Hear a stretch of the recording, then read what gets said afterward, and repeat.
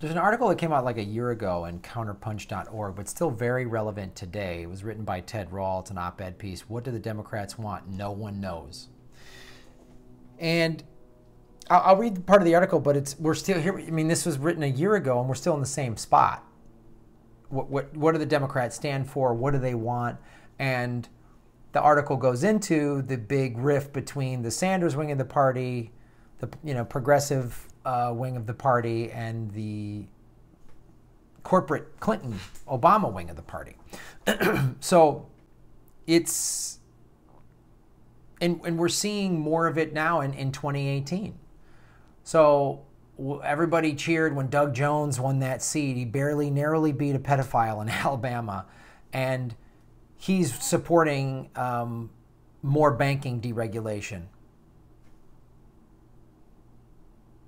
The Crapo bill, aptly called, that's talked about we're going to help community banks. It isn't.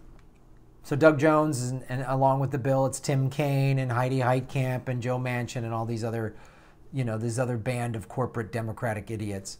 But I want to read this because Ted Rall is bringing up some interesting points and what we should do. In the 70s, when I was a kid, I asked my mother to explain the difference between the two major parties. Democrats, she explained, are the party of the working man. Republicans represent big business. That was in the 70s. Now they both represent big business. Republicans represent big business and, psycho Nazis, and the Democrats represent big business. And that was also what he talks about. What Republicans view back then was Republicans believe in less government and more hard work. Democrats want high taxes and welfare. And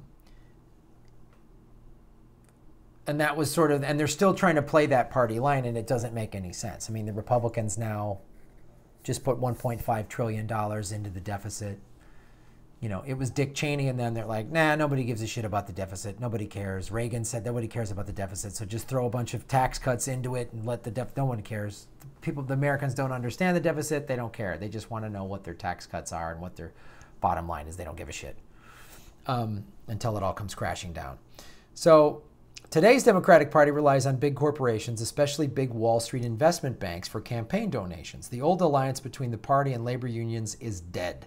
Democrats support trade deals that hurt American workers. Bill Clinton did that. When the economy tanked at the end of the last decade, President Obama left laid-off workers and foreclosed upon homeowners twisting in the wind. He bailed out the banks instead. Hillary Clinton, who supported the TPP trade deal before she was against it, promised bankers she'd be their friend if she won. That was in one of the speeches she gave to Goldman Sachs. She gets about $200,000 per speech. One of those speeches, she said, we need to stop the anti-banking attitude in America. Her husband, of course, overturned Glass-Steagall, which was, Depression-era FDR banking regulation that Bill Clinton overturned in 1999.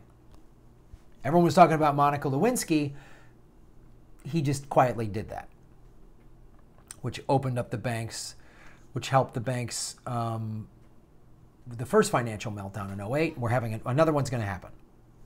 You heard it here first. I hope I'm wrong, but everyone way smarter than me is saying this is going to happen, so start protecting yourselves financially. Remember the last one? So do what you got to do to weather that storm, because it's coming again. If you feel like your house is overinflated, if I lived in a house, let me tell you this, if I lived in a house right now that was way up in value, I'd sell it.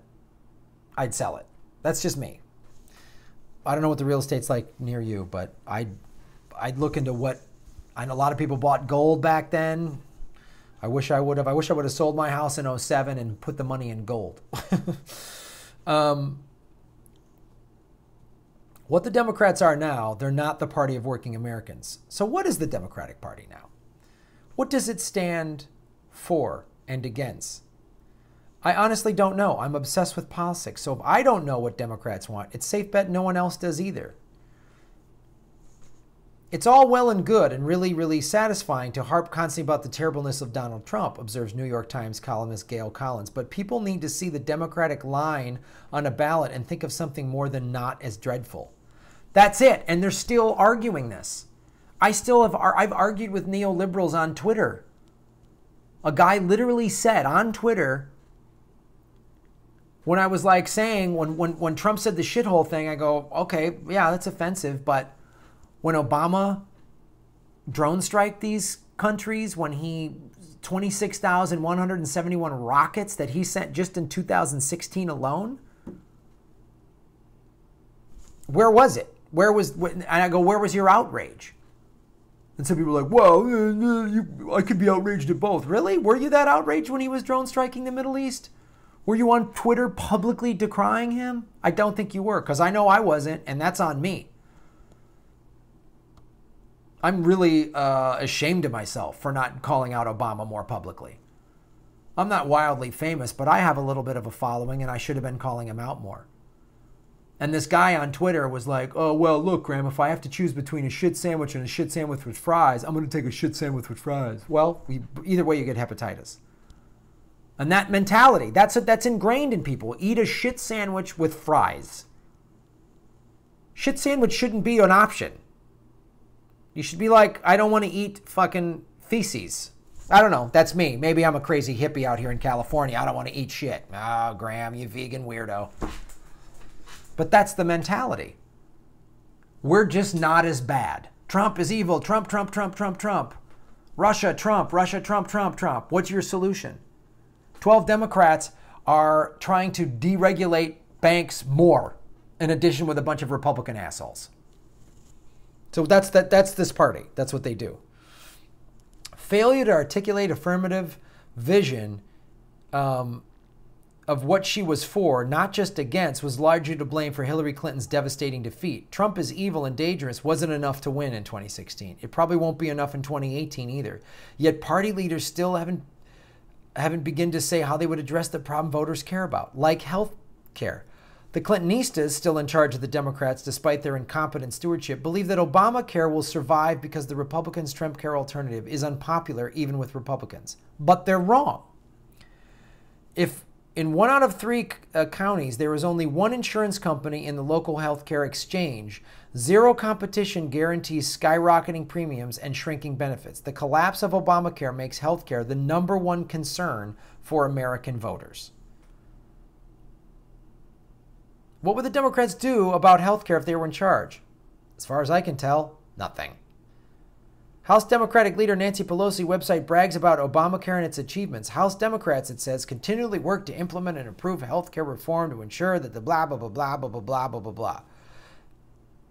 Actually, the United States has the worst healthcare system of any country in the developed world. The worst. And Pelosi's having a parade on her website.